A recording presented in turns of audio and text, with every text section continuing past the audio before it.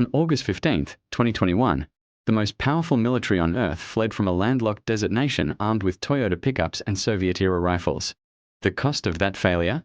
$2.3 trillion, 2,461 American lives, and 20 years of illusions, incinerated in 72 hours. But here's what they won't tell you on the news. Afghanistan didn't defeat the United States military. Geography did. Economics did. The same forces that broke Napoleon's Grande Army in the Russian winter of 1812.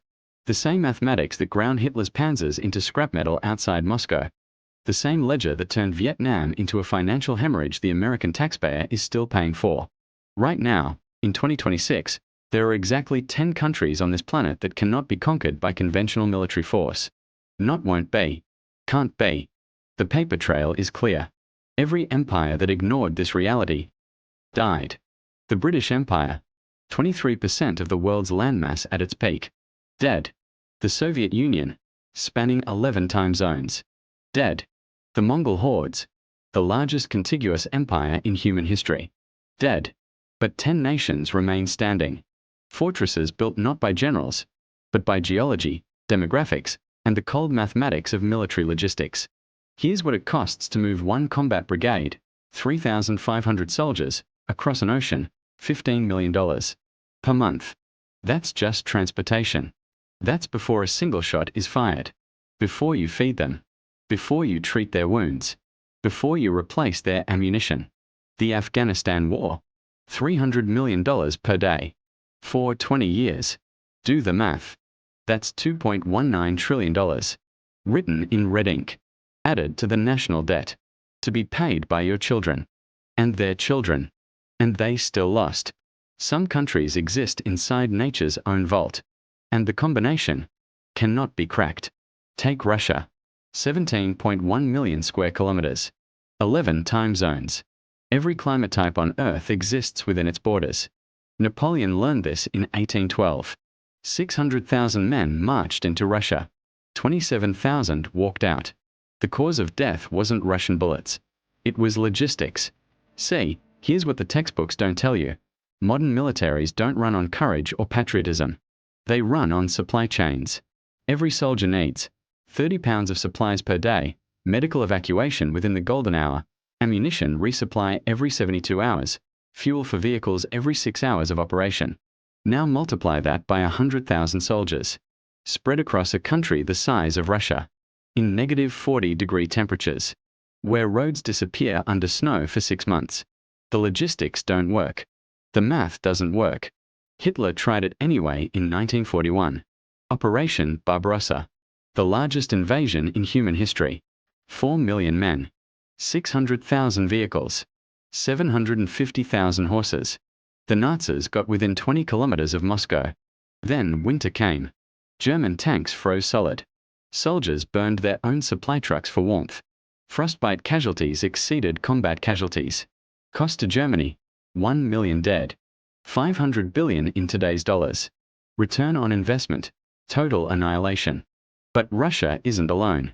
Canada, second largest country on Earth, surrounded by 3 oceans, frozen half the year. The only invasion route? Through the United States, which happens to be Canada's closest military ally, and also happens to be the most militarily powerful nation in human history. Invasion probability, 0. China, 1.4 billion people. That's not a population. That's a standing reserve army waiting to be armed. The government could hand every citizen a rifle and create the largest militia in human history. Plus, the Himalayas to the southwest, the Gobi Desert to the north, dense jungle to the south. Every border is a natural fortress. Here's the dirty secret about China. You don't need to defeat the People's Liberation Army. The terrain will kill you first. But geography is only half the story. Let's talk about the real killer, the financial weapon. The United States spends $596 billion on defense every year. That's more than the next 7 countries combined. That buys them 11 aircraft carriers. Every other nation combined has 12. 13,500 aircraft, 6,800 nuclear warheads, 750 military bases in 80 countries. You want to invade America? You can't get close enough to try. The US defense perimeter starts 5,000 miles from its coastline. Any invasion force would be detected by satellite surveillance before they left port. They'd be intercepted by carrier strike groups in international waters. They'd be destroyed by long-range bombers they'd never see coming. And let's say, by some miracle, they made landfall.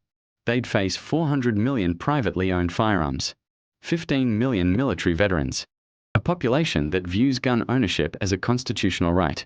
You wouldn't be invading a country. You'd be walking into an armed insurgency with 330 million combatants. The math doesn't work. But here's where it gets interesting. The US defense budget isn't just about defeating invasions. It's about making invasions financially impossible. Let me show you the ledger.